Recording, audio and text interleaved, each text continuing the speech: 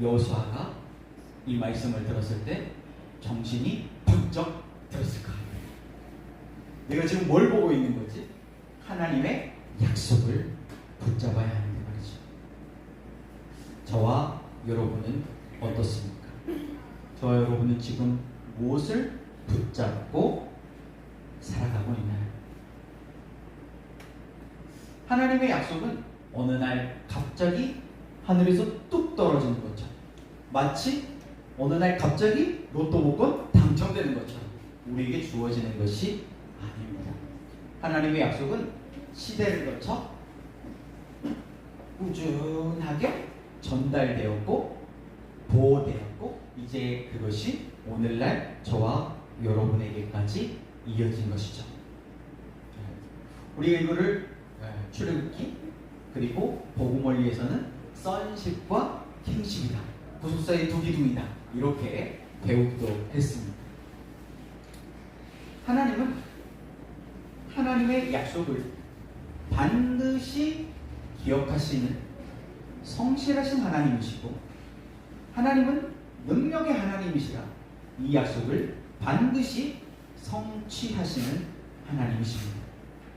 하나님의 일은 사람의 계획이나 능력이 아니라 하나님의 방법으로, 하나님의 때, 하나님께서 선택하신 사람들을 통해 이루어집니다.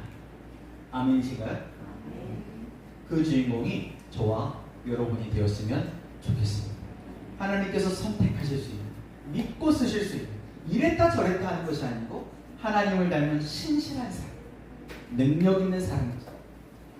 우리가 출애굽기에서 이미 배웠죠? 하나님 보시기에 능력 있는 사람들은 어떤 사람들이에요? 하나님을 신뢰하는 사람. 로마서로 말하면 신, 수, 감, 순. 이것이 습관이 된 사람, 일상이 된 사람. 하나님께서는 그런 사람들을 쓰시는 줄 믿습니다. 그렇다면 오늘 우리는 무엇을 따라가야 하는가? 세상에는요, 사람들이 바라보는 관점에 따라서 사람을 세 가지 부류로 나눌 수가 있다고 해요. 첫 번째는 비관주의자, 두 번째는 낙관주의자, 세 번째는 비전어리입니다. 저와 여러분은 뭐가 되고 싶으세요? 비전어리가 될 수 있기를 바랍니다. 네. 세상의 유행이나 아니면 우리 안에 있는 어떤 두려움이 아니라 하나님의 약속을 붙잡고 따라가는 비전어리가 다 될 수 있기를 바랍니다. 비관주의자, 낙관주의자, 비전어리가 뭘까?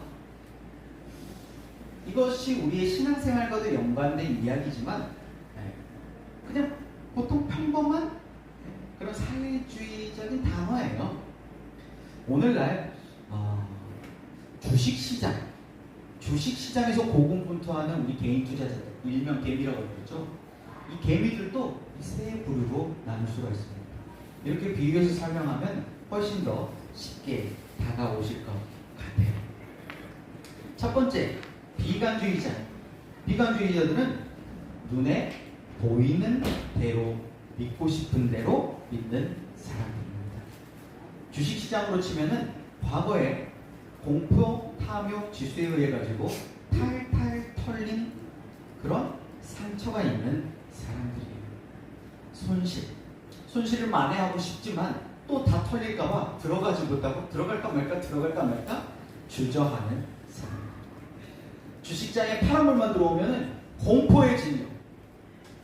그래서 이 공포 탐욕 지수를 이용해 가지고 그 개미들을 기관이나 그런 해외 투자자들이 탈탈 털어먹는 거죠.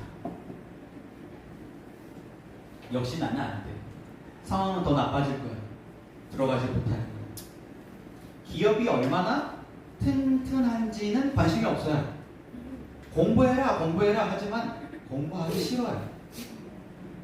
조금만 주가가 흔들려도 두려움에 사로잡혀가지고 패닉에 빠지죠. 과거의 상처라고 하는 착시현상, 상처라고 부르는 것을 과거에 매여가지고 늘 파먹고 사는 그런 사람들입니다. 우리 신앙생활에서도 마찬가지겠죠. 비관적으로, 늘 부정적으로 말해요. 12정탐꾼 중에 10명의 정탐꾼들처럼 무엇을 볼 것이냐? 부정적인 이야기만 하는 거예요. 늘 안 된다라고 얘기하는 거예요. 그래서 정작 다가오는 진짜 기회를 매번 놓치고 말죠. 그리고 지나놓고 결과론적으로 그때 이거 할 걸 후회만 하는 사람들이 비관주의자입니다. 저 여러분은 아니죠? 두 번째는 낙관주의자입니다. 이들은 자기가 믿고 싶은 대로 세상을 봅니다. 성경을 덮어놓고 믿는 사람들이죠. 시장의 현실이나 구체적인 경제 지표를 무시해 맹목적인 희망 회로를 돌리는 거죠. 그리고 외칩니다. 가자! 1억 천금을 누리는 거예요.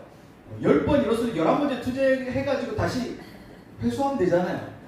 그래서 뭐가 있어요? 영끌족이 나오는 겁니다. 영끌족. 20대, 30대는요, 예나 재금이나 집 사기 어려웠어요. 주식장도 역시 마찬가지입니다. 먹고 살기도 힘든데, 오늘 먹을 것도 없는데, 투자는 남는 돈으로 해야 되는 거거든요. 그런데 영끌 해가지고 투자를 해요. 그러니까 어떻게 되겠어요? 털릴 수밖에 없는 거예요.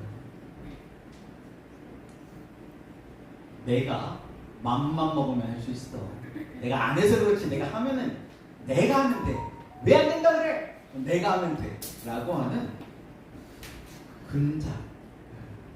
어디에서 그런 자신감이 나오는 건지 알 수는 없지만 그런 덮어놓고 믿는 나는 확실하게 구원받을 것이다. 라고 하는 그런 착각 말이에요.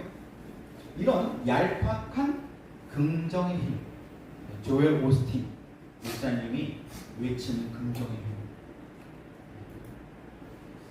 긍정의 힘에 좋은 면들도 있죠. 그렇죠? I can do it, I can do it. 자성애원이라고 부르거든요. 그것이 도움이 될 때도 있어요. 어느 레벨까지는. 근데 그 레벨 이상을 넘어가면은 아무리 외쳐도 안 됩니다. 폭망하게 돼요. 자기만 죽는 것이 아니고 이 낙관주의자들 주변에 있는 사람들 다 돈을 끌어다가 블랙홀에 다 집어넣어버려요. 같이 죽는 거예요. 우리 신앙생활에도 이런 부분들이 많죠. 이단에 빠지는 사람들, 낙관주의자들. 장이 좋을 때, 주식 장이 좋을 때는 믿음이 엄청 좋은 것 같아요. 그런데 조금 어떤 환란이 오거나 조정장, 폭락장이 오면 민낯이 드러나요. 저와 여러분은 어떤가요? 세상의 상황에 요동치 않고 어느 정도의 평정심을 유지하십니까? 아니면 빨간불 들어왔다, 파란불 들어왔다, 빨간불, 파란불, 빨간불, 파란불 요동을 치시나요? 그것이 치명적인 약점이 있는 낙관주의자. 덮어놓고 믿는 믿음이 얼마나 위험한가를 보여주는 것입니다. 세 번째, 비전어리는 낙관주의자와 비슷해 보이지만 결정적인 차이가 있어요. 낙관주의자들은 현실을 무시합니다. 부정해요. 그리고 언젠가 미래에 올 천국, 뭐 이런 이상적인 그런 것들에 빠져 살죠. 근데 비전어리는 현실을 인정하고 하나님의 약속으로, 하나님의 도우심으로 그 현실을 뛰어넘으려는 사람들입니다. 요란한 세상의 유행, 그런 소음, 단기적인 어떤 업앤다운의 등락에 일희일비하지 않는 것이죠. 투자로 얘기하자면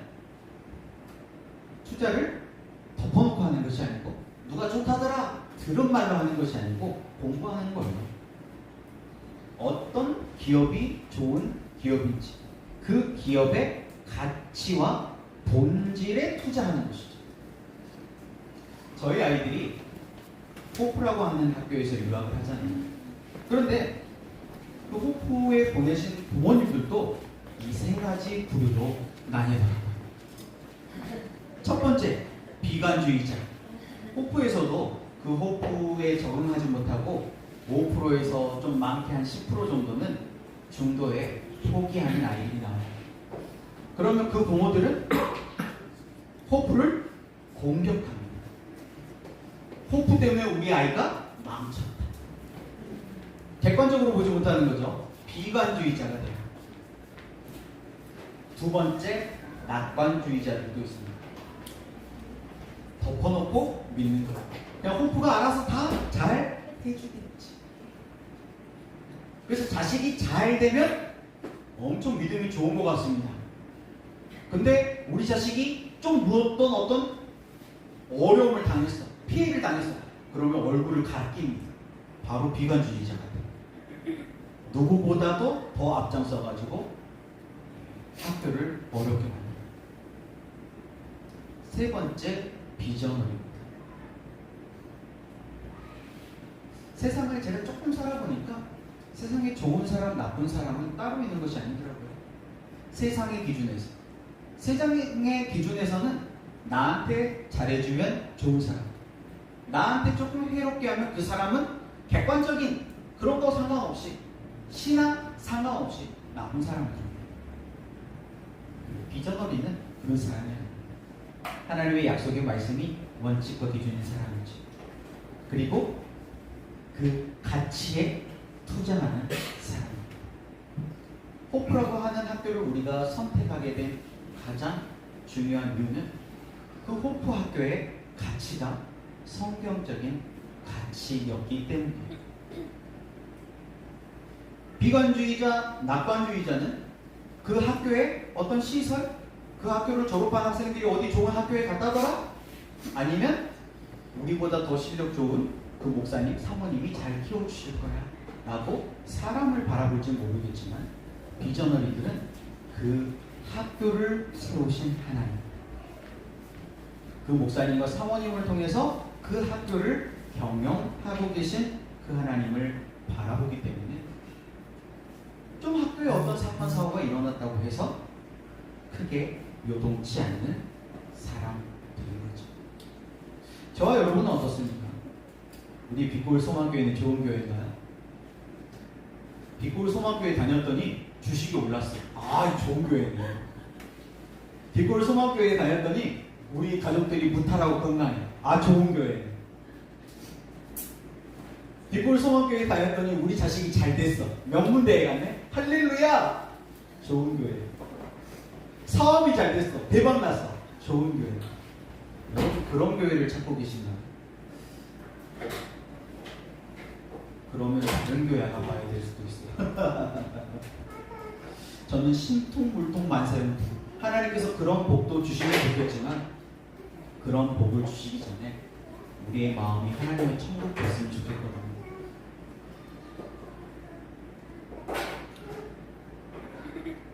그런 가치와 본질에 집중할 수 있는 가치 투자자가 될 수 있기를 예수님의 이름으로 축복합니다. 지금 우리나라 주식장은 누가 봐도 비정상이에요. 그렇죠? 코스피가 막 만을 바라보고 있는데 코스닥은 안 오르잖아요. 이거 지금 문제가 있는 거예요. 그리고 주식장을 보면은 삼전 닉스만 오르잖아요. 나머지 주식은 떨어지고 있잖아요. 이거 위험한 거예요. 누군가 장난치고 있는 거잖아요. 물론 삼성이나 하이닉스가 좋은 회사여가지고 가치가 있어서 전체 주식장을 끌고 올라갈 수 있습니다. 그러면 환율이 떨어져야 돼요. 우리 하나의 가치가 올라가야 돼요. 그런데 그렇지 않잖아요. 이건 누가 봐도 이상한 거예요. 마치 일본의 주식장처럼. 일본이 우리나라보다 한 10년, 20년 앞서가요. 그런데 이제 최근에는 우리나라가 많이 따라잡아가지고 경제적인 측면에서 2, 3년 정도밖에 차이가 안 나졌지만, 근데 일본이 한때 전 세계에서 경제 2위, 3위 할 때 그때 삼전 믹스와 같은 그런 그룹이 있었죠? 소니, 파나소닉. 그런데 그 대형 그룹이 어떻게 됐어요? 망했습니다. 한순간에 망했어요. 그때 일본의 주식장이 이랬습니다. 빨간불이 켜져가지고 하늘 높은 줄 모르고 막 주식이 2배, 3배 막 뛰었어요. 그런데 웬걸 어느 순간이 되니까 슉 빠져나갔어요. 외국인 투자자들이 개미들을 탈탈 다 털어먹고 이제 더 이상 털어먹을 게 없구나 하고 쫙 빠져나가 버렸어요. 그때부터 지금까지 일본 경제는 회복이 못 되고 있어요. 그렇죠? 지금 우리나라 주식장도 비슷합니다. 그럼에도 불구하고 그래도 기술력이 있는 그런 기업들은 살아남을 거예요. 그걸 볼 수 있어야 되겠죠? 그리고 그 기업 가치에 투자해야 되겠잖아요. 근데 주식은 공부하고 또 그 기업 가치를 보면서 영원히 변하지 않는 가치, 하나님의 약속의 말씀과 하나님의 나라에는 얼마나 투자하고 계십니까? 이것이 저와 여러분들의 현 주소입니다. 출애굽 1세대가 왜 망했습니까? 출애굽 1세대가 왜 약속의 땅에 들어가지 못하고 광야에서 뱅글 돌면서 인생이 끝났을까요? 그 진짜 이유를 우리는 인정하고 싶지 않지만 인정해야 해요. 가나안 땅의 실족속 거인들, 그 군대가 강해서였습니까? 아니면 광야에서 이스라엘 백성들의 발목을 잡았던 아말렉 족속이 너무 강해서였나요? 홍해를 가르시고 날마다 만나의 기적을 행해주셨던 하나님의 은혜, 하나님의 기적이 부족해졌습니까? 오늘날로 말하면 기도할 때 불을 내려주시는 거죠. 그 하늘에 불이 부족한 거였어요? 강한 어떤 영적인 감동이 부족해서였습니까? 그렇지 않았습니다. 이스라엘 백성들이 실패한 진짜 이유는 그들의 마음에 붙잡아야 할 목표, 약속을 잃어버렸기 때문입니다.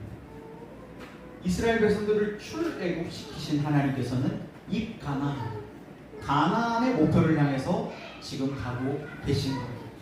근데 이스라엘 백성들은 그 목표를 상실해버렸습니다. 그래서 어떻게 됐습니까? 시선이 하늘에서 땅으로 추락하게 되었습니다. 하늘을 바라봐야 돼. 하나님의 약속을 붙잡아야 돼. 내 눈 주의 영광을 보네. 그 영광스러운 목표를 바라봐야 되는데 시선이 땅으로 떨어지자 이 땅에 있는 수많은 현실의 문제에 함몰되기 시작합니다. 일어나지 않을 일까지 걱정하기 시작하는 거예요. 그 걱정과 염려가 쌓이니까 원망불평하기 시작합니다. 그리고 좌절하고 낙심을 하게 됐죠. 그래서 광야에서 뱅글 돌다가 인생을 끝내는 방랑자가 되고 맙니다. 저와 여러분은 어떤가요? 또 어린 아이들과 함께 우리 교회에서도 몇 번 봤던 그 철로역전이라는 애니메이션이 있잖아요. 철로역전 애니메이션을 보면 우리가 천성을 향해 약속의 땅, 그 천성의 도시, 하나님의 약속의 땅을 향해서 가자고요. 그래서 이 크리스천이 어려운 고비들을 넘어가지고 가요. 그러다가 한 3분의 2, 아니 한 5분의 4 거의 도착한 거예요. 거의 도착했을 때 한 시장에 도착해요. 그 시장의 이름이 뭐게요? 그렇지, 허영시장. 그런데 그 중간에 가는 과정에서는 사람을 만나기가 정말 어려웠어요. 그거는 어렵긴 하지만 그 과정을 대부분 다 통과했다는 뜻이에요. 순례자처럼 가고 있는 거예요. 근데 그 허영시장에 도착했는데 사람들이 많아요, 적어요? 엄청 많아. 사람들이 가다가 거의 다 도착했는데 곧 하나님의 도성, 천성이 가까이 있는데 거기서 한 2단계, 3단계만 가면 되거든요. 근데 거기에 다 빠져있는 거예요. 허영시장에서. 세상의 화려함, 부귀영화, 쾌락, 명예를 파는 그 소란스러운 본받입니다. 약속을 잃어버린 사람들은 이 허영시장에 빠져서 평생을 보내게 되는 거죠. 이것이 어쩜 오늘날 우리의 광야와 같은 모습은 아닌가 싶어요. 너무 살기 편해져가지고 하나님의 약속이 없어서 살 수 있잖아요. 천국, 그건 죽어서 가는 천국이고, 나는 이 땅에서 주식 대박 나고 좋은 집에서 좋은 차 타고 남들 부럽지 않게 우리 자식 키우면서 떵떵거리고 살고 싶은 이 땅의 천국. 그럼에도 불구하고 끊임없이 남들과 비교하고, 특히 요즘 젊은 사람들은 SNS, 그 인스타, 그 SNS가 뭐라고, 그거 보면 어때요? 나만 이렇게 사는 것 같아. 남들과 끊임없이 비교해. 상대적인 박탈감에 빠지게 되는 거죠. 그러면서 열등감에 빠져. 여호수아가 뭐가 부족해서 두려움에 떨고 있을까요? 누구랑 비교한 거예요? 모세와 자기를 비교한 거예요.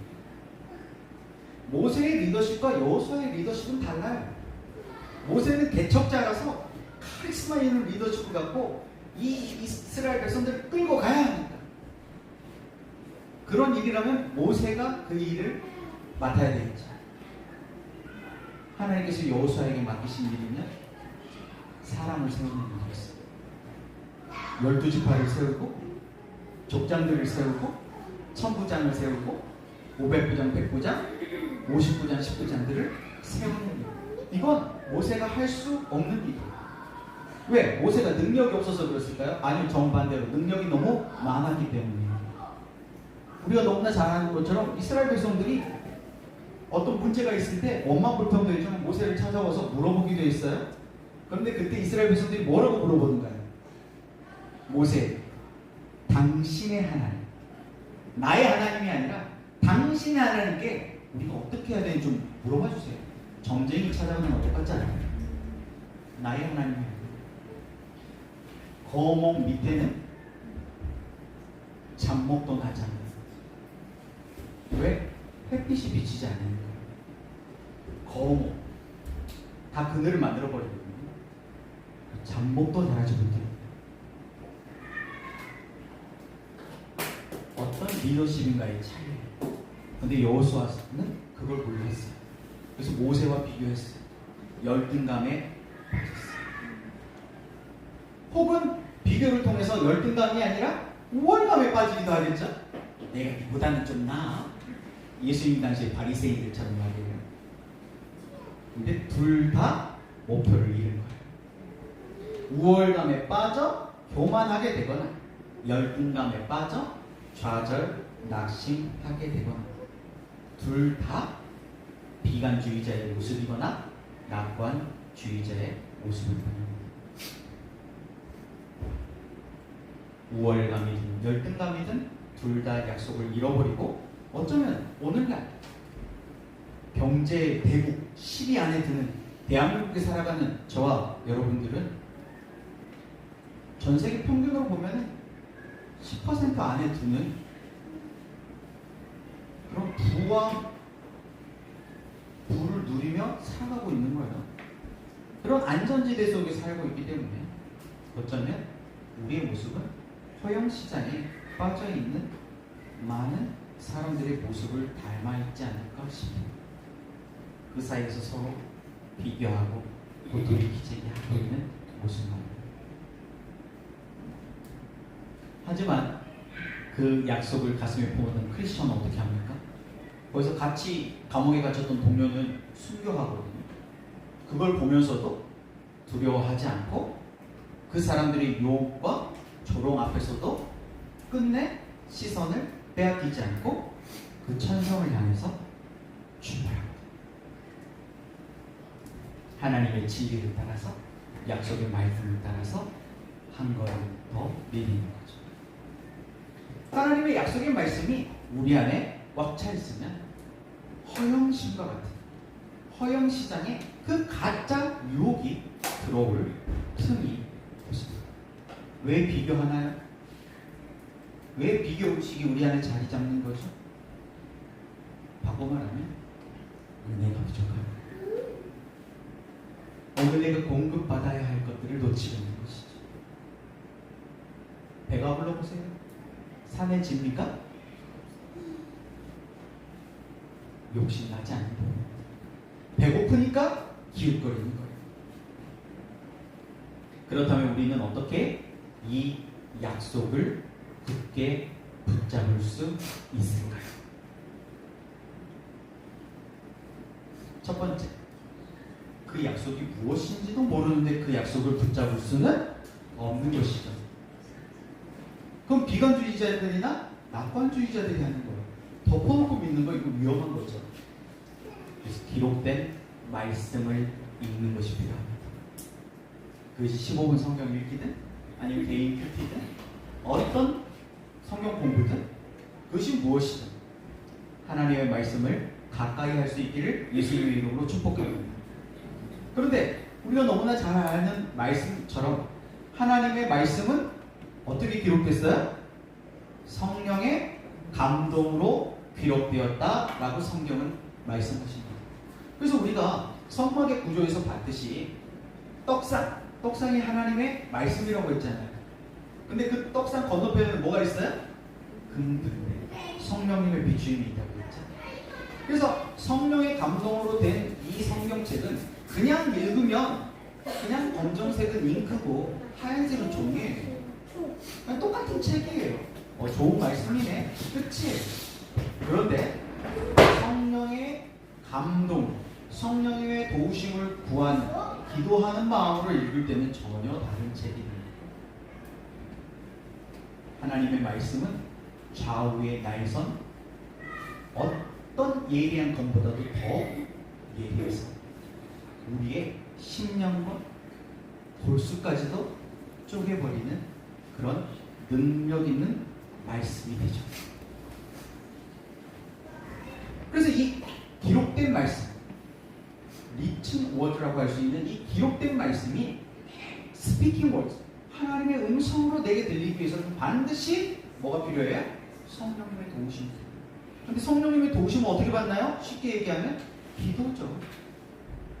말씀과 기도로 거룩하여 지라 라고 성경은 말씀합니다. 말씀과 기도는 뗄 수 없어요. 기도할 때도 하나님의 약속의 말씀을 붙잡고 기도해야 돼요. 말씀을 읽을 때도 기도하는 마음으로 읽어야 합니다. 그래야지 이것이 우리에게 살아 역사하는 생명의 양식으로 공부합니다. 말씀이 떡이라면 기도는 음료예요. 물이에요. 이 두 가지가 다 있어야 사는 거예요. 말씀을 붙잡고 기도하심으로 생수를 마실 수 있기를 예수님으로 축복합니다. 기도는 기록된 문자를 생명으로 바꾸는 영적 호흡이다 라고 말씀드릴 수 있습니다. 근데 제가 해보니까 저도 한때 막 기도원 쫓아다니고 집회, 수련회 이런 데 쫓아다니면서 불을 내려주세요 해봤거든요. 그런데 얼마 가지 않더라고요. 근데 최근에 알았어요. 요즘에 이제 목요일마다 동탄에 올라가서 히브리서를 공부하고 있는데 지난 목요일날 이걸 이제 공부를 한 거예요. 히브리서 이제 2장, 3장에 있는 5가지 새 영, 새 마음, 새 경험, 새 관계, 새 출발. 이게 연결되어 있어요. 연결되어 있는 톱니바퀴처럼. 그래서 불을 내려주세요. 은혜를 주세요. 그럴 때 하늘 문을 여시고 내게 부어주신 새 영으로 공급되시죠. 성령님이 우리 가운데 찾아오세요. 새 영이 내게 오셔서 느낌으로 오시잖아요. 어떤 감동으로 내게 주시잖아요. 근데 거기서 끝나버리면 주일에 설교 듣고 아 좋다 월요일 되면 하나 생각 안 나잖아요. 수련회나 뭐 이런 데 가가지고 3박 4일 뭐 일주일 뜨겁게 해서도 1, 2주면 다시 다 원상복귀 되지 않나요? 1단계로 끝나버려요. 새 영으로 끝나는 것이 아니고 이것이 내 새 마음으로까지 내려오도록 관리해야 되는 거죠. 그래서 요거를 이름하여 영적 자가 발전 기도. 이게 진짜 귀한 거라면 내가 잘 관리해야 되겠죠. 그리고 이것이 계속 내 안에서 돌아가게 해야 되겠죠. 잃어버리지 않도록 말이에요. 그리고 이걸 마음을 잘 관리하면 이게 마음이 출애굽기로 말하면은 지금 5대 광의 이야기 아니겠어요? 마음을 기경하는. 그래서 이 새 마음에서 이걸 잘 기경을 하다 보면은 새로운 경험치가 쌓여요. 세 줄 읽기, 감사 읽으면서도 이렇게 쌓이잖아요. 그렇죠? 쌓이는 은혜를 경험을 해요. 우리 에이트한테 물어봤더니 바로 알아먹더라고요. 야, 너희들 게임에서 레벨업 하려면 뭘 쌓아야 돼? 경험치. 그 경험치예요, 이 경험이. 뭔가 불 한 번 받는 그 이례적인 승리, 그 한 번 게임에서 이겼다고 레벨업? 절대 안 돼요. 왕을 깨도 한 방에 레벨업 안 돼. 경험치가 100일 쌓여야지 레벨업이 돼요. 게임 안 해보셨나? 그 레벨업이 레벨 1, 2, 3 계속 올라가잖아요. 그런데 처음에는요, 제가 레벨이 낮았을 때는 이게 자기 경영으로 됐어요. 결심하고, 세줄일기 쓰고, 나의 의지로 결단하고, 시간을 관리하고, 투두리스트 만들어 체크하고, 이게 어느 정도 레벨에서 되더라고요. 근데 어느 정도 이상의 레벨로 올라가니까 내 의지로 안 돼. 내 힘으로 안 돼. 그래가지고 이제 뭐 또 넌지나 헤븐이나 뭐 이런 거 책 읽어봤더니 환경의 힘이 중요하대. 그래서 이제 환경을 세팅해봤어요. 뭐 일주일에 만나는 사람들과의 교제권도 막 그 세팅을 하고, 그리고 그 교제권을 다 딜리버리로 세팅했어요. 일주일에 딜리버리가 꽉 차있는. 그렇게 했더니 좀 되는 것 같아요. 근데 이게 딜리버리 할 때는 되고 안 할 때는 또 안 돼요. 어느 정도 레벨이 되니까 이 환경의 힘으로도 안 되는 게 있고요. 아무튼 이 경험치가 쌓이면 쌓일수록 이제 관계가 새롭게 정립돼요. 오전에 예배를 드릴 때 우리 애들한테 그랬어요. 여기에는 아무도 없는 것 같지만 대중에 그런 애들 있어요. 엄마 오늘 학교에서 뭐 준비물 사오라고 그랬어요. 저 얼마만 주세요. 엄마 아빠 저 시험 기간인데 친구들하고 독서실 가기로 했어요. 얼마 주세요. 그래가지고 돈 받아가지고 시내 놀러 가고 지 사고 싶은 거 사고 먹고 싶은 거 먹어버려요. 좀 해보신 분들 계실 것 같은데. 처음에는요, 유치하고 어렸을 때는요, 엄마 아빠가 얼마나 고생하는지 몰라요. 그러니까 엄마 아빠한테 뜯어먹으려고 해요. 엄마 아빠를 이용해 먹어요. 근데 우리 신앙생활이 꼭 그래요. 우리가 영적으로 어렸을 때는요, 하나님을 이용해 먹어요. 무엇을 먹을까, 입을까, 마실까를 위해 가지고 하나님을 이용해 먹어요. 그래서 어떤 문제가 있을 때만 하나님이에요. 아닐 때는 내가 하나님이에요. 각기 소견에 옳은 대로 행하여 내가 왕이에요. 하나님 좀 비키세요. 비켜. 이건 내가 그냥 알아서 내 마음대로 할게요. 그러다가 뭐 문제 생기면 하나님 저를 도와주세요. 살려주세요.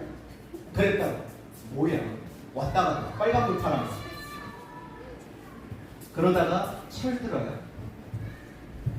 엄마 아빠가 나를 이렇게 키우느라고 이렇게 고생을 하시는데 하고 마음 잡고 공부하고 마음 잡고 자기가 해야 될 일들을 감당해요. 그리고 성장하잖아요. 그럼 어떻게 돼요? 이제 아빠 엄마가 자식을 자라게 해요. 이걸 성경에서는 고급스럽게 하나님의 영광이다. 우리가 하나님께 영광 돌려야 되는데 그 영광이 뭐예요? 우리가 하나님의 자랑거리가 된다는 거예요. 근심거리가 아니라 걱정거리가 아니라 자랑거리. 성장해야 돼요. 레벨업을 해야 돼요. 레벨업. 그렇게 레벨업이 돼요. 그러면 이제 하나님을 이용 가치로 대하지 않아요. 내가 필요할 때만 하나님이 아니라 이제 하나님과 인격적인 관계를 맺기 시작해요. 하나님을 존중하는, 뭐 해달라고 할 때만 하나님이 아니라 그냥 하나님과 함께 있는 시간이 좋은 거예요. 그게 지성소 수준의 이미지예요. 그렇게 하다 보니까 이제 새 출발이 되는 거예요. 하나님 보니까 와우, 우리 안승현 안수집사님이다 보니까 하나님 다윗에게 했던 것처럼 너는 완전히 내 스타일이야. 너는 진짜 모세같이 또는 요셉같이 다윗같이 완전히 너는 내 스타일이야 하고 믿고 팍팍 밀어주시는 거예요. 내 힘이 아니에요. 하나님 밀어주시는 힘으로 새 출발하는 거예요. 그리고 이것이 계속 뱅글뱅글 도는 거예요. 레벨 업, 레벨 1단계부터 레벨 100까지 계속 도는 거예요. 근데 하다 보니까 어느 정도 한 레벨 한 50 정도 돼. 그럼 거기에 또 만족하더라고요. 또 그게 또 함정이 있더라고요. 만족해.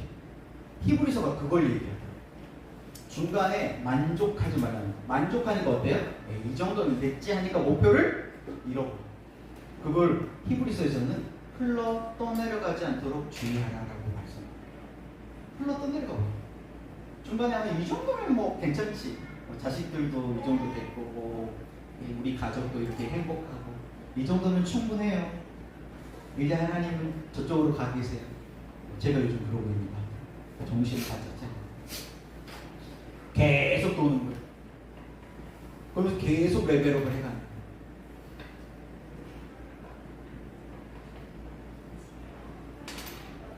결국 시작은 아주 작게, 그리고 그것을 단순, 반복, 지속하는 것이 엄청 중요합니다. 양팔족, 아주 작은 습관의 힘에 보면 이 양팔족을 이야기하는 거예요. 클립을 옮기는 것 같이. 우리의 습관이 이 클립 옮기는 것 같아요. 클립 100개짜리에서 클립 1개 옮겼다고 달라지나요? 아무런 변화가 없죠. 2개 변화 없어요. 3개는요? 변화 없어요. 49개까지 아무런 변화가 없어요. 그런데 딱 50개째 옮기는 순간 어떻게 되나요? 탁 움직여요. 그리고 균형을, 저와 여러분들 보면 어쩌면 2단계의 수준일지 모르겠어요. 그 전에는 감도 안 왔어. 약속을 붙잡고 살아가라는데 감도 안 와. 쉽게 얘기하면 이런 거예요. 1000만 원 모으기, 이런 모으기를 한단 말이에요. 제가 한번 소개해드렸던 적이 있는 것 같아요. 이 예화를. 근데 내 통장은 마이너스 통장이야. 1억을 모아야 되는데 내 통장은 마이너스 1000만 원짜리가 2개 꽉꽉 차있어. 마이너스 2000만 원. 그런데 우리 누가 가장 돈을 잘 모으시 성실해요? 이 안승현 안수집사님 돈을 잘 모으시고 한번 써버려요. 기분 파요. 아 그래요? 또 그러네. 네. 차곡차곡 저축을 해가지고 남들은 뭐 이것이 좋다 그럼 막 코인에 갔다, 이것이 좋다 주식에 갔다, 왔다 갔다 부동산 왔다 갔다 하는 게 아니고 손이 모아가지고 지금 안승현 안수집사님은 9,900만 원을 모은 거예요. 이제 얼마만 더 모으면 되는 거예요? 100만 원만 더 모으면 1억이 생기는 거예요. 근데 왜 어느 날 갑자기 꽁돈이 생겼어. 마이너스 2천만 원인 저한테도 100만 원이 생기고, 우리 안승현 안수집사님한테도 100만 원이 생겼어. 저는 이제 약속을 붙잡고 1억이라는 약속, 그 목표를 향해서 이제 출발해.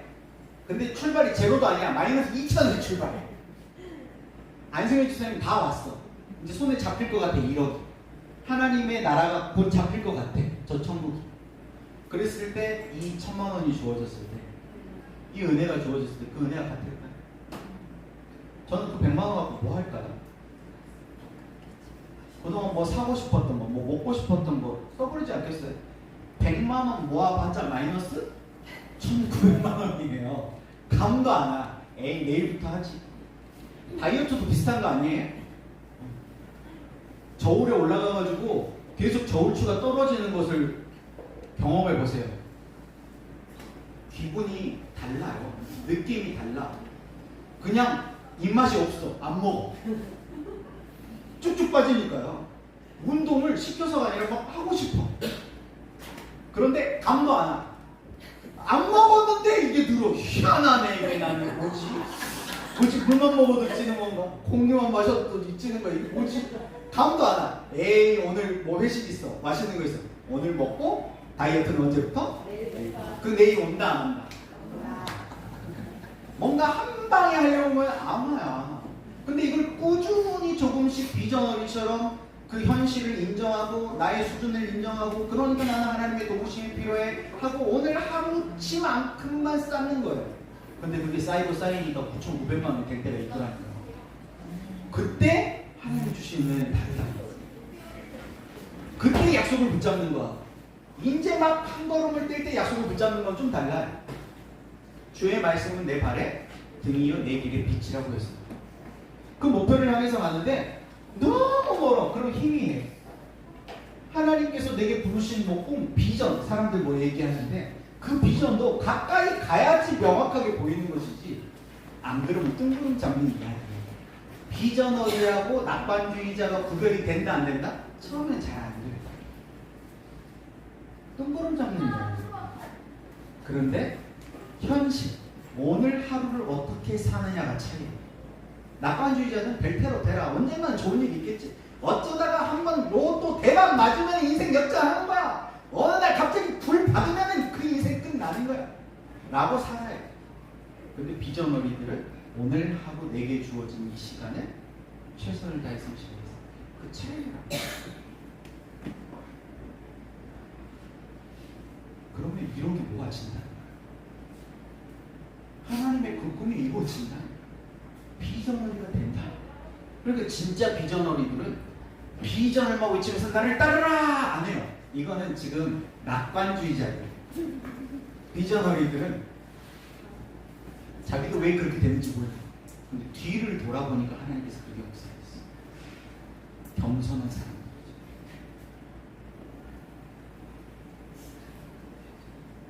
말씀을 정리하겠습니다. 이 영적 자가 발전기, 영적 발전기가 있다면 이 영적 자가 발전기를 돌리는 진짜 연료는 나의 어떤 움직임, 나의 인맥, 진짜 연료는 하나님의 은혜다. 어제 우리 토요 기도회 때도 목사님이 아주 열변을 토하면서 얘기를 하시던데,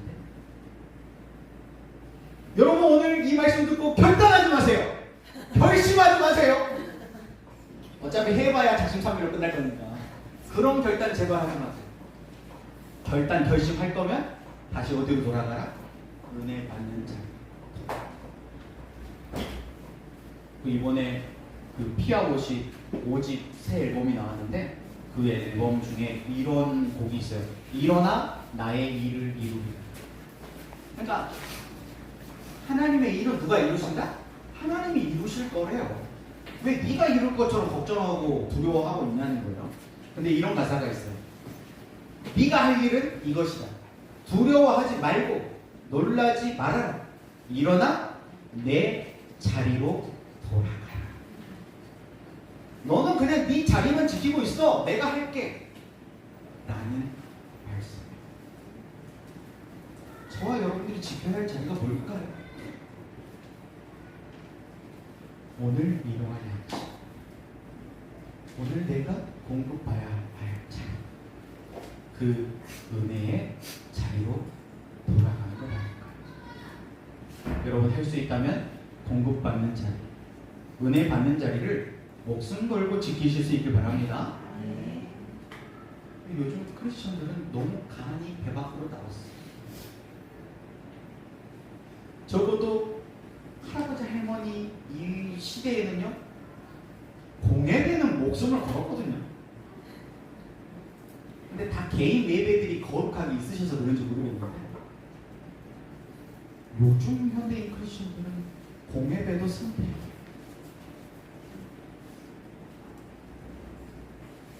일주일에 1시간 예배로 충분하다라는 그 착각, 그 낙관주의는 도대체 무슨 약속을 붙잡고 그렇게 용감하게 살아가는지 모르겠어요. 낙관주의자가 되지 말고 비전어리들이 될 수 있기를 예수님으로 축복합니다. 매일 아침 눈 뜨자마자 허영시장, 세상의 그 가치를 파는 그 시끄러운 그 세상의 소리, 그런 소음들을 마주하는 것이 아니죠. 오늘 내게 필요할 일용할 양식을 먼저 공급받고 하루를 시작하는 것부터 레벨 1부터 시작할 수 있기를 바랍니다. 그러면 레벨 99가 온다니까. 레벨 100이 성경에 나오는 모세 여호수아 이야기가 아니고 내 이야기가 될 때가 온다니까. 나의 결심, 나의 의지 때문에요? 아니요. 살아계신 하나님이 함께 하시기 때문에. 오늘 말씀 읽어보십시오. 9절 말씀입니다. 같이 읽겠습니다. 내가 내게 명령한 것이 아니냐. 강하고 담대하라. 두려워하지 말며 놀라지 말라. 내가 어디로 가든지 내 하나님 여호와가 너와 함께 하시니라. 하나님의 일은 하나님이 이루십니다. 우리가 할 일은 하나님과 함께 있는 거예요. 공급받아야 할 자리, 은혜 받는 자리를 지키면서 말이에요. 오늘 하루 우리의 환경들, 이 세상에 많은 문제들이 있죠. 그런 문제들이 요동을 쳐도 영원히 결코 변치 않는 하나님의 약속의 말씀에 우리 인생의 닻을 내릴 수 있길 바랍니다. 그래서 흘러 떠내려가지 않을 수 있는 저와 여러분들이 되시기를 바랍니다. 세상이라는 허영시장에서 그것에 빠져버리는 것이 아니라 넉넉히 이기며 한 걸음 한 걸음 성실하게 앞으로 나아가는 믿음의 비전을 되시기를 예수님의 이름으로 축복합니다. 기도하겠습니다. 하나님 감사합니다. 연약하고